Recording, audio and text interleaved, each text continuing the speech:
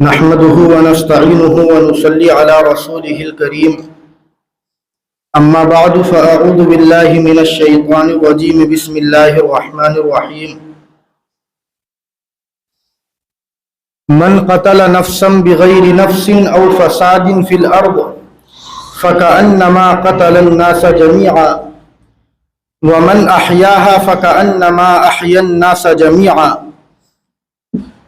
وقال النبي صلى الله تعالى عليه وسلم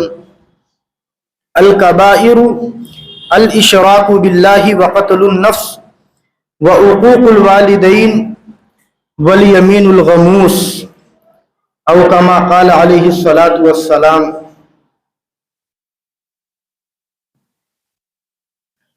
قابل صد احترام بزرگوں، بھائیوں اور دوستوں،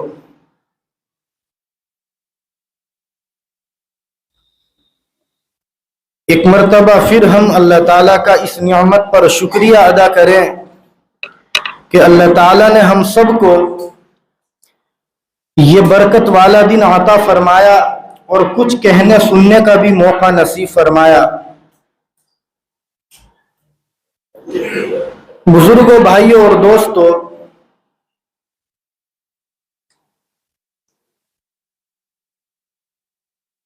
بہت غور و فکر کے بعد ذہن میں یہ بات اللہ نے ڈالی کہ دو موضوع پر آج کچھ دیر بات کی جائے۔ پہلا موضوع تو وہ جو آج کل بہت گرمایا ہوا ہے، پہلگام میں جو دہشت گردانہ حملہ ہوا ہے، اس کا اسلامک نظریے سے ہم کیسے جائزہ لے سکتے ہیں، اس پر قرآن کی آیتوں اور حدیثوں کی روشنی میں انشاءاللہ بات کریں گے۔ دوسرے یہ کہ یہ جو وقف کا مسئلہ ہے، اس میں تحفظ اوقاف اور ہمارا جو نظریہ ہے یہ کیا ہونا چاہیے، اس تعلق سے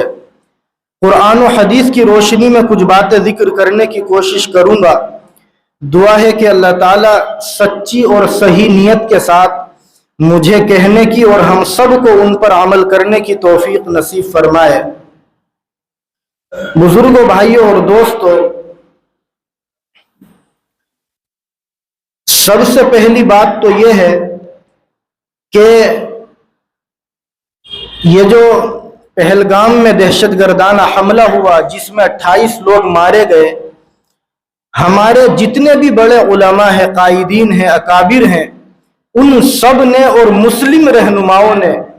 اس کی شدید الفاظ میں مذمت کی اور اس کو مکمل طور سے کنڈم قرار دیا، اور اسلام بھی ان چیزوں کی بالکل اجازت نہیں دیتا کہ کوئی آدمی کسی دوسرے کی جان لے لے۔ اور چونکہ ایک بہت بڑا طبقہ ہمارے ہندوستان میں وہ ہے جو اینٹی اسلام یا اینٹی مسلم نظریے سے جیتا ہے، ان کو بس تھوڑا سا کچھ مل جائے تو وہ اسلام کو بدنام کرنے میں اور مسلمانوں کو بیک فٹ پر لانے میں کوئی کسر نہیں چھوڑتے۔ تو ظاہر سی بات ہے کہ یہ تو ایک بہت بڑا ٹاپک ہے، ایک بہت بڑا حملہ ہے، انہیں بدنام کرنے کا موقع ملا اور وہ کیا نہیں کر رہے ہیں۔ تو صحیح صورتحال کو ہم سمجھنے کی کوشش کریں۔ پہلی چیز، یہ جو اسلام مذہب ہے جسے ہم اور آپ فالو کرتے ہیں، اس مذہب اسلام میں کسی انسان کو قتل کرنے کی،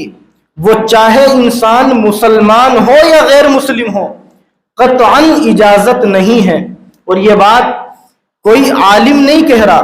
یہ بات کوئی مفتی اور امام نہیں کہہ رہا، بلکہ یہ بات وہ ہے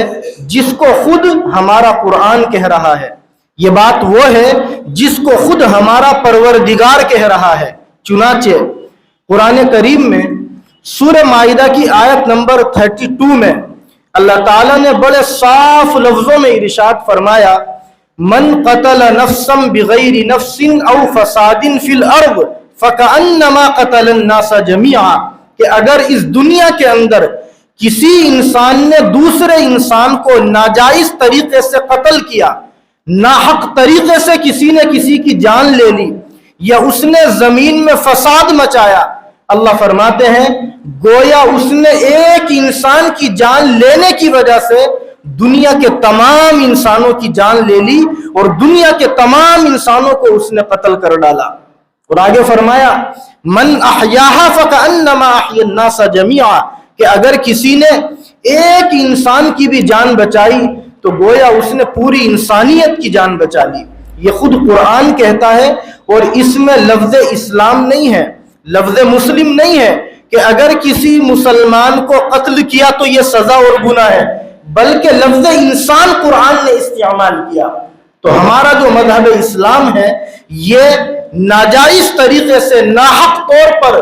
اور زمین میں فساد مچانے کی نیت سے کسی بھی انسان کے قتل کرنے کی اور جان لینے کی قطعاً اجازت نہیں دیتا۔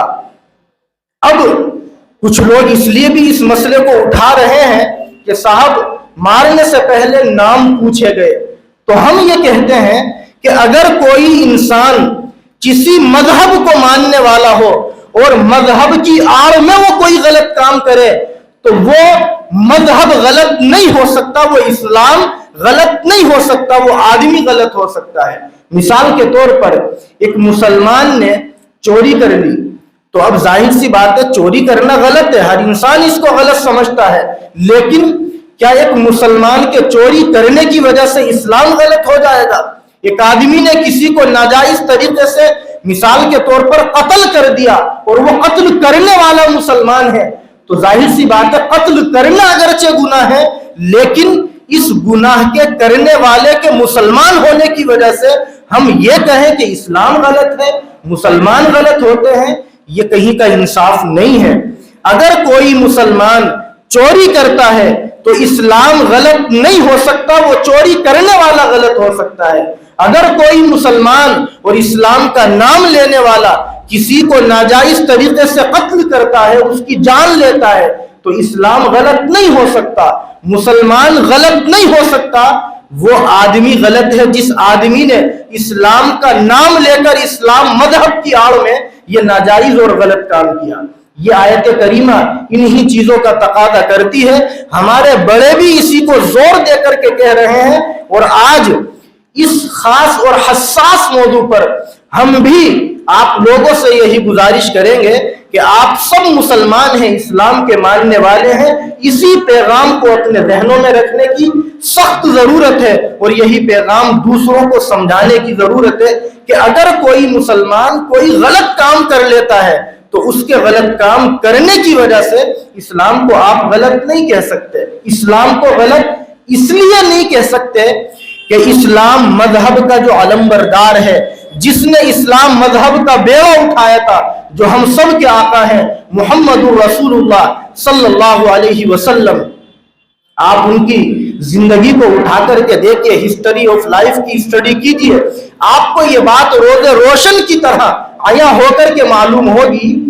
کہ خود ان کی زندگی میں غیروں کے تعلق سے کتنی محبت تھی۔ آپ لوگوں نے وہ روایات سنی ہوگی، تفصیل میں جانے کا موقع نہیں ہے کہ اللہ کے نبی علیہ السلام یہ جانتے ہوئے کہ یہ انسان میرے لائے ہوئے دین کو فالو نہیں کرتا، یہ قرآن کو نہیں مانتا، یہ اللہ کے ساتھ شرک کرتا ہے اور میری نافرمانی بھی کرتا ہے، مجھے قتل کرنے کے منصوبے بھی بناتا ہے، اس کے باوجود جب وہ لوگ بیمار ہوتے تھے تو اللہ کے نبی علیہ السلام گھر جاتے تھے، خیریت معلوم کرتے تھے، لوگ حیرانی کے ساتھ کہتے تھے کہ اے محمد، یہ لوگ آپ کے لائے ہوئے مذہب کو ایکسپٹ نہیں کرتے اور یہ چاہتے ہیں کہ اسلام کا نام و نشان مٹا دے، اور آپ ان کے ساتھ اتنے اچھے اخلاق سے پیش آتے ہیں۔ تو اللہ کے نبی علیہ السلام کیا فرمایا کرتے تھے؟ حضور کہتے تھے کہ شاید یہ ہمارے اخلاق سے متاثر ہو اور ہمارا مذہب انسانیت کو فروغ دینے کا کام کرتا ہے، اور اللہ کے نبی کی ان عادتوں کی وجہ سے، آپ کے ان اچھے اخلاق کی وجہ سے ایک بڑی تعداد میں وہ لوگ ایمان میں داخل ہوئے ہیں جو ایک دن پہلے، ایک وقت پہلے اللہ کے نبی کے جانی دشمن ہوا کرتے تھے، جو چاہتے تھے کہ اسلام کا نام و نشان مٹ جائے، لیکن آپ کے اخلاق کی وجہ سے، آپ کے اچھے مزاج کی وجہ سے وہ اسلام سے اتنے امپریس ہوئے کہ اسلام کو ایکسپٹ کیا، اور بعد میں وہ اسلام کے داعی بنے اور اسلام کی پوری زندگی انہوں نے دعوت دی۔ تو یہ دو چیزیں ہیں، ایک طرف تو کوئی مسلمان غلط کام کرے تو ہم اس کے مزاج اور اس کے غلط کام کو سامنے رکھتے ہیں، اور ایک طرف خود اسلام کا جھنڈا بلند کرنے والا، اسلام کو لانے والا، اسلام کی دعوت دینے والا محمد رسول اللہ صلی اللہ علیہ وسلم خود کچھ کر کے بتلائے، تو ہم ایک مسلمان کے کشمیر میں دہشت گردانہ حملہ کرنے کی وجہ، جبکہ ہمیں پتہ نہیں کہ وہ کون ہے،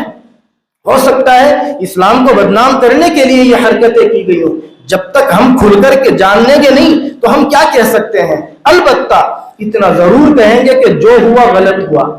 انسانیت کی بہت قدر و قیمت ہے اسلام کے اندر، اور اسلام مذہب نے مذہب پوچھے بنا انسان کو انسان کے کام آنے کی دعوت دی ہے۔ ہم نے خود اپنی اسی مسجد کے اسی منبر سے نہ جانے کتنی مرتبہ اپنے مسلمان بھائیوں سے ریکویسٹ کی کہ اگر آپ سڑک پر چل رہے ہیں، کوئی آدمی راستے میں آپ کو نظر آئے کہ وہ پریشان ہے، اس کی گاڑی کا تیل ختم ہو چکا ہے، گاڑی میں پنچر ہو چکا ہے، کوئی حادثہ اس کے ساتھ ہو چکا ہے، آپ یہ پوچھے بنا کہ وہ کس مذہب کا ماننے والا ہے، جتنا آپ سے ہو سکتا ہے آپ اس کے کام آئے۔ اور الحمدللہ ہمارے مسلمان اس کے اوپر عمل کل بھی کرتے تھے، آج بھی کرتے ہیں، اور مرتے دم تک کرتے رہیں گے انشاءاللہ۔ اسلام اسی کی خوبصورتی کا نام ہے کہ آپس میں سب مل جل کر کے محبت بھری زندگی گزارے۔ یہ بات کہ اسلام کسی انسان کے قتل کی اجازت نہیں دیتا، اس لیے بھی غلط ہے کہ قرآن کریم نے صاف صاف لفظوں میں اپنے نیک بندوں کی خوبیوں کا جب ذکر کیا تو قتل نہ کرنے کی بھی خوبی کو بتلایا۔ چنانچہ آپ پڑھیں گے سورہ فرقان، اللہ تعالیٰ آیت نمبر 68 کے اندر ارشاد فرماتے ہیں وَلَا يَقْتُلُونَ النَّفْسَ الَّتِي حَرَّمَ اللَّهُ إِلَّا بِالْحَقِّ، کہ اللہ کے نیک بندے وہ ہیں جو کسی انسان کو ناجائز طریقے سے قتل نہیں کرتے۔ اللہ نے جب اپنے نیک بندوں کی، متقی بندوں کی خوبیوں کا ذکر کیا تو ان بہت ساری خوبیوں میں اس خوبی کا بھی ذکر کیا کہ وہ کسی کو ناجائز طریقے سے قتل نہیں کرتے۔ معلوم یہ ہوا اگر کوئی انسان اسلام کو ماننے والا ہے اور وہ کسی کو ناجائز طریقے سے قتل کر دیتا ہے تو وہ اللہ کی نظروں میں اچھا اور متقی بندہ نہیں ہو سکتا، اللہ کی نظروں میں وہ انسان ایک اچھا مسلمان نہیں ہو سکتا۔ تو ان دونوں آیتوں سے صاف صاف لفظوں میں یہ بات معلوم ہوتی ہے کہ کسی کو ناجائز طریقے سے قتل کرنا یہ بالکل ناجائز ہے، غلط ہے، گناہ ہے، اور اسی کو ہم دہشت گردی کہتے ہیں، اور قرآن اس کو مکمل طریقے سے کنڈم کرتا ہے، مکمل طریقے سے اس کو ختم کرتا ہے۔ یہ دونوں آیتیں تو ہوئی قرآن سے متعلق۔ اللہ کے نبی علیہ السلام نے خود اپنے عمل سے بھی یہ بات بتائی کہ غیروں کے ہمیں کام آنا چاہیے، اور اپنی امت کو بھی بتلایا کہ اگر تم کسی کو ناجائز طریقے سے قتل کرو گے تو یہ اللہ کی نظروں میں سب سے بڑا گناہ ہوگا۔ چنانچہ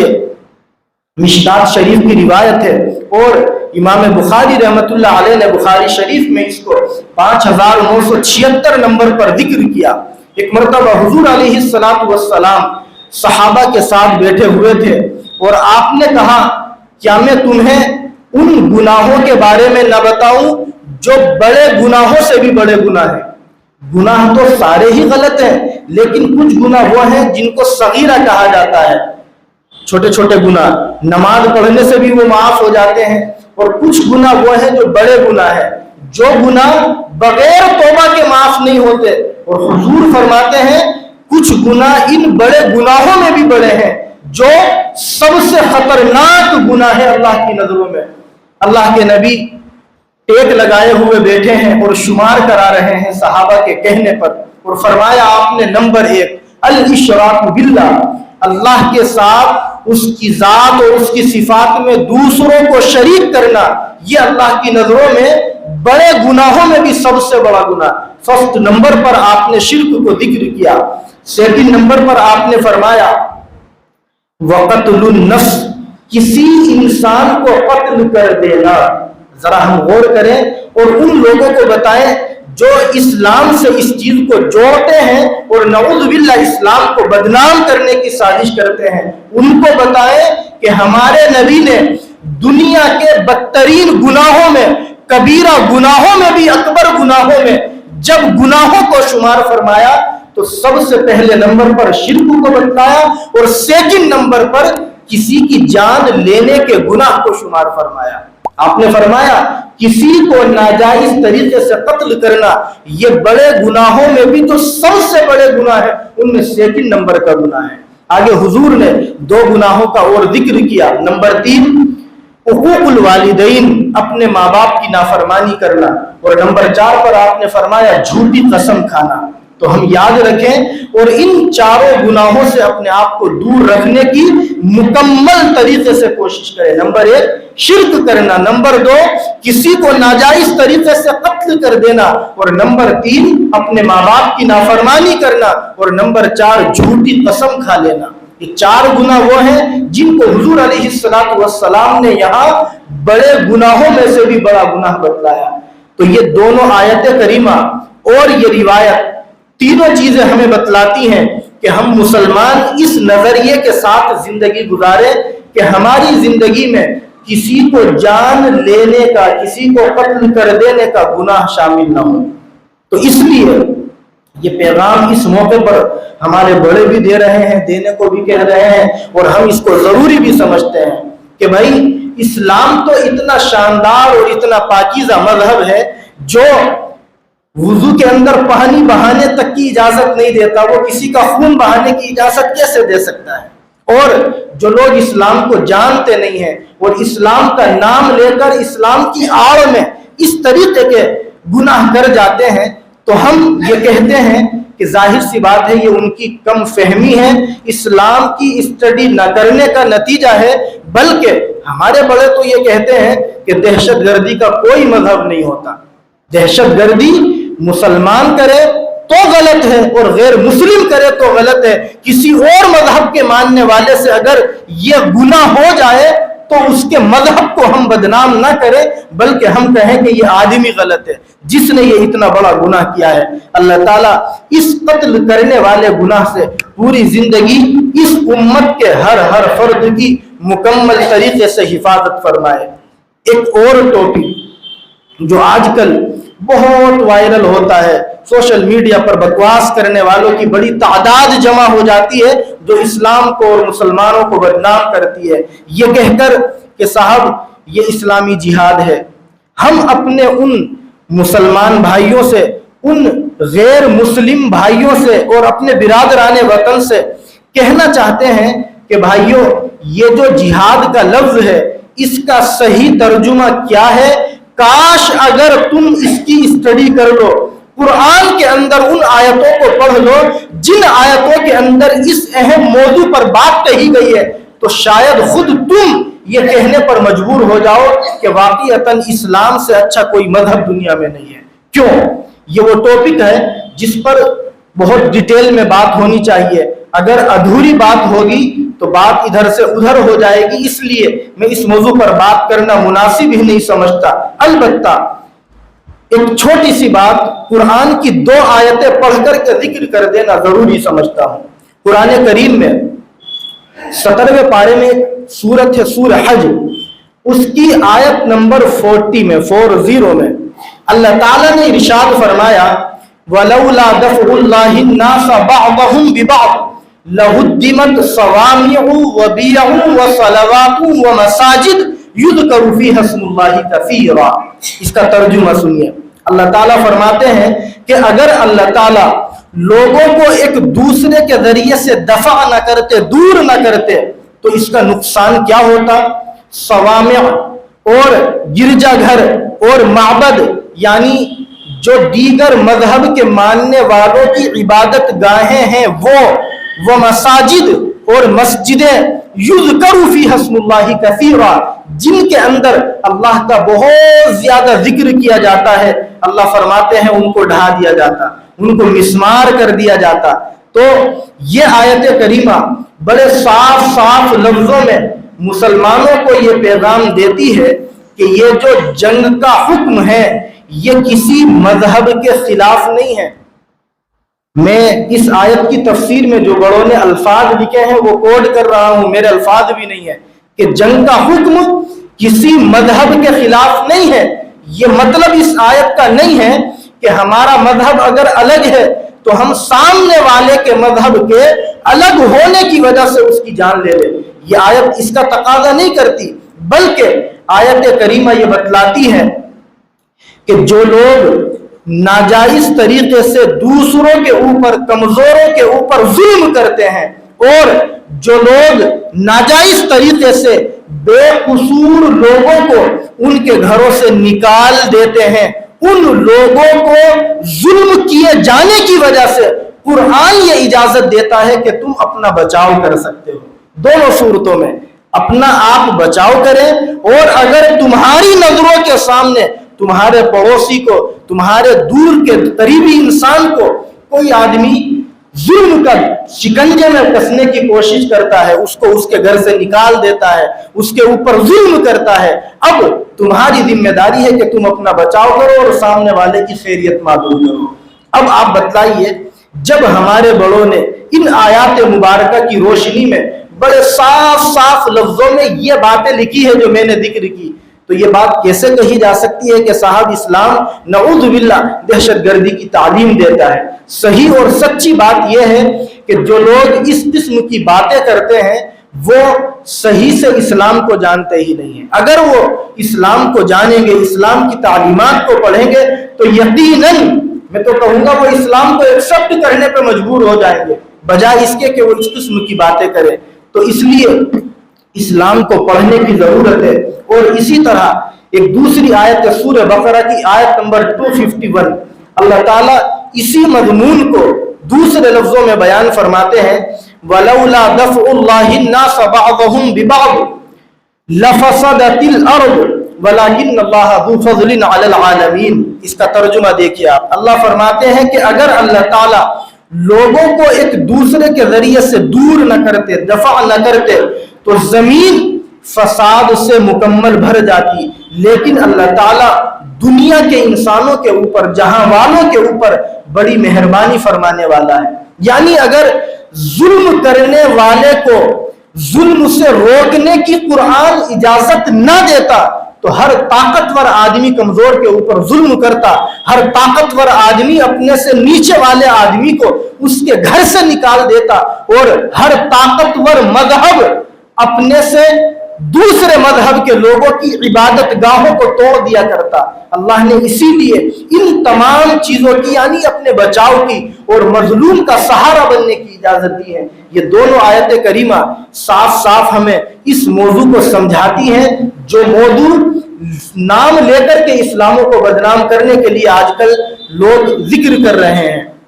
اس لیے یہ بات میں نے آج ذکر کرنا ضروری سمجھی کہ ہم مسلمانوں کو صحیح بات معلوم ہونی چاہیے، قرآن کا پیغام معلوم ہونا چاہیے، تاکہ ہم اگر کسی بھی نیٹ ورک پر جا کر کے اسلام کے خلاف کوئی بات سنیں تو یہ صحیح باتیں ہمارے مائنڈ میں ہوں، اور ہم صحیح اور غلط میں فرق کر کے صحیح لے سکیں، غلط کو کنڈم کر سکیں، اور صحیح بات دنیا والوں کو بتا بھی سکیں. اللہ تعالیٰ اس گندی حرکت سے اس پوری امت کی حفاظت فرمائے، اور ہمارے جتنے بھی کشمیر کے اندر، پہلگام کے اندر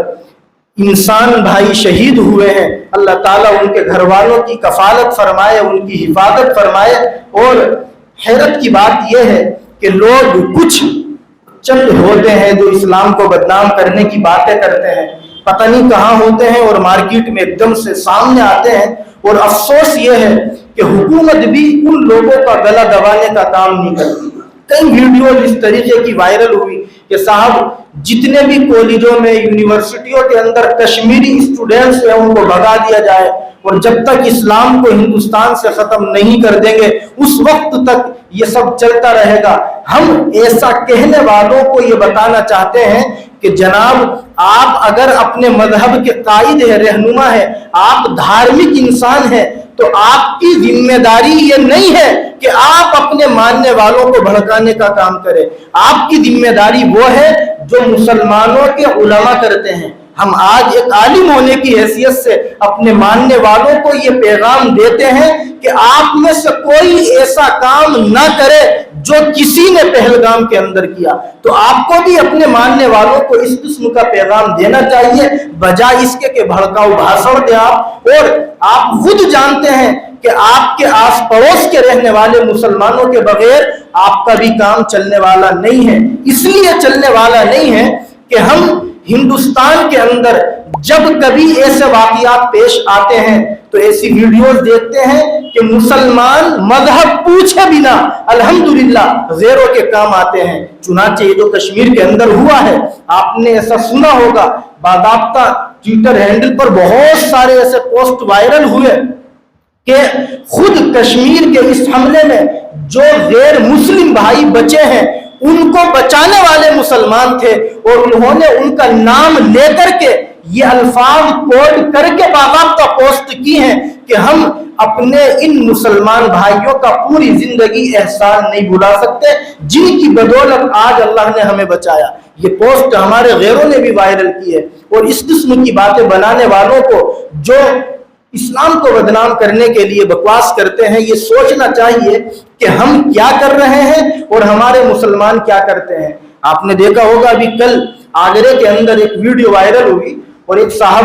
ان کے ساتھ میں 2-3 لوگ اور کھڑے ہیں, باضابطہ یہ کہہ رہے ہیں کہ ہم 26 کے بدلے میں 2600 کو ماریں گے, اور اس قسم کی بکواس کر رہے ہیں. ایک گلفام نام کے آدمی کو نام پوچھ کر کے انہوں نے قتل کر ڈالا, نعوذ باللہ. تو بتانا یہ ہے کہ ہم جتنے مسلمان یہاں ہیں, ہم اپنے بچوں کو یہ بتائیں کہ کسی کی جان لینا گناہ ہے اور اسلام اس کی اجازت نہیں دیتا. اور اگر آپ کو کوئی چڑھاتا ہے تو کسی کے بہکائے میں آ کر کے آپ اس گناہ کا ارادہ بھی نہ کریں, ورنہ قیامت کے دن آپ کی پکڑ ہوگی. یہ پیغام اس حوالے سے ہمیں دینا تھا, اور اپنے غیر مسلم بھائیوں کو بھی یہ پیغام دینا تھا کہ آپ اسلام کی اسٹڈی کریں, اسلام کو پڑھیں, اور آپ بھی اپنے ماننے والوں کو وہ پیغام دیں جو ہمارے علماء اس موقع پر اپنے ماننے والوں کو دے رہے ہیں. ہم آپس میں مل جل کر رہیں گے, ایک دوسرے کے کام آئیں گے تو یہ ملک ترقی کرے گا, اور اگر ایک دوسرے کے کام نہیں آئیں گے تو ظاہر سی بات ہے یہ ملک ٹوٹ جائے گا. سب نے مل جل کر کے لیے اس کے لیے قربانیاں دی تھی. اور یہ جو باتیں ہیں کہ صاحب مذہب پوچھ کے مارا گیا اور یہ کیا گیا وہ کیا گیا, شاید آپ سب لوگوں کو معلوم ہوگی یہ بات. NDTV نے اور انڈیا TV نے جو لسٹ ان کی جاری کی ہے, میں تو اس کو پڑھ رہا تھا, صحیح اور غلط کو تو اللہ جانے, کہ 28 میں سے 17 لوگ اس میں مسلمان بھی تھے. یہ ٹی وی کی پوسٹ ہے باضابطہ. تو اس لیے ہم یہ کہتے ہیں کہ اس قسم کے حملے میں چاہے جان غیر کی جائے, چاہے جان اسلام کے ماننے والے کی جائے, یہ کام غلط ہے, اور یہ کام ہم میں سے کوئی مسلمان نہ کرے. یہی تقریر کرنے کے لیے آج یہ قرآن کی آیتیں اور اللہ کے نبی کی احادیث میں نے پڑھی تھی. اللہ تعالی ہمیں عمل کرنے کی توفیق نصیب فرمائے. یہ جو دوسرا موضوع تھا کہ تحفظ اوقاف اور ہماری گڑبڑیاں, اس پر انشاءاللہ اگلے ہفتے بات کریں گے. اب وقت اس کی اجازت نہیں دیتا, لیکن بڑے ادب کے ساتھ اور بڑے درد کے ساتھ میں یہ بات کہہ رہا ہوں کہ ہم اپنے گھروں میں جو نوجوان لڑکے ہیں ان کو یہ پیغام دیں کہ کسی مولانا کے, کسی سوشل میڈیا پر میٹھی میٹھی اسلام کی باتیں کرنے والے کے بہکائے میں آپ نہ آئیں. اگر بہکائے میں آ کر آپ نے اس قسم کی کوئی حرکت کر لی, کسی کی جان لے لی, تو ظاہر سی بات ہے آخرت میں آپ کی پکڑ ہوگی. اس سے بڑی بات تو ہم آج اس موقع پر نہیں کہہ سکتے. اللہ تعالی ہماری حفاظت فرمائے. ہمارے یہاں یہ جو سامنے روڈ ہے آٹو اسٹینڈ, وہاں سے نیچے کی طرف اور اس 33 فٹے پر اسی دہشت گردانہ حملے کے خلاف ایک بہت شانتی پوروک انداز میں ہماری کالونی کے کچھ ذمہ داروں نے ایک چھوٹا سا مارچ نکالنے کا ارادہ کیا ہے, تاکہ ہم ہندوستان کے مسلمانوں کی یہ چیزیں اور یہ تصویریں وائرل ہوں, اور ہندوستان ہی نہیں پوری دنیا کے انسانوں تک یہ پیغام جائے کہ مسلمانوں کا نام لے کر اگر کسی نے یہ حرکت کی ہے تو خود مسلمان اس کو غلط کہہ رہے ہیں. اس کی ضرورت ہے, تبھی جا کر کے ہم بدنامی سے بچیں گے اور ہمارے بارے میں ایک اچھا پیغام آگے جائے گا. جن حضرات کے پاس ٹائم ہو وہ اس میں آئیں اور شرکت کریں, اور اپنے اپنے طریقے سے یہ جو میں نے باتیں کی ہیں اس قسم کی باتوں کو آگے پھیلانے کے لیے کوشش کریں. اللہ تعالیٰ دوبارہ دعا کرتے ہیں کہ کشمیر کے اندر یہ جو دہشت گردانہ حملہ ہوا ہے یہ غلط ہے، ہم اس کی پرزور لفظوں میں مذمت کرتے ہیں، اور جو ہمارے مسلمان شہید ہوئے ہیں ہم دعا کرتے ہیں اللہ ان کی مغفرت فرمائے، اور جو ہمارے غیر مسلم بھائی بہن اس میں شہید ہوئے ہیں ہم دعا کرتے ہیں کہ اللہ تعالیٰ ان کے گھر والوں کی کفالت فرمائے، حفاظت فرمائے، اور آپس میں ہم میں درمیان محبت پیدا فرمائے۔ 1:30 بجے کا وقت مجھے دیا تھا ان لوگوں نے اور اعلان کرنے کو کہا تھا، کیونکہ جو حالات ہے ان حالات میں آپ کو یاد ہوگا مسلم پرسنل لا بورڈ نے جو وقف بچاؤ مہم چلائی ہے اس میں جو کچھ پوائنٹس ہیں ان میں یہ بھی ایک اہم پوائنٹ ہے کہ اس زمانے میں ضرورت ہے ہم اپنے غیر مسلم بھائیوں کو اپنے قریب کریں۔ اگر ہم قریب کریں گے، یہ بات منہ پہ آ گئی تو ذکر کر دیتا ہوں، ہمارے مولانا محمود مدنی صاحب، حضرت مولانا سلمان صاحب بجنوری اور راجستھان یونیورسٹی کے ایکس وائس چانسلر، مجھے نام یاد نہیں آ رہا، ان 3-4 لوگوں کا ایک انٹرویو وائرل ہوا تھا، آپ سنیے گا اس کو یوٹیوب پر، اس پر ہمارے ان بڑوں نے جو بات کہی بڑی شاندار ہے، اس کو سن کر کے آپ جائیے گا۔ حضرت فرما رہے تھے کہ ہمارے اس ہندوستان کے اندر 100 میں سے 60% ہمارے غیر مسلم بھائی وہ ہیں الحمدللہ آج بھی جو ہم مسلمانوں کے ساتھ کھڑے رہتے ہیں، 60%، اور کچھ کم غیر مسلم شاید 15% وہ بتا رہے تھے وہ ہیں جن کو ہمارا یہاں رہنا ہی پسند نہیں ہے، اور باقی وہ ہیں جو سائلنٹ رہتے ہیں جن کو اس سے کوئی لینا دینا نہیں کہ مسلمان کیا کرتے ہیں۔ تو اندازہ یہ ہوا، سروے ہے یہ، جب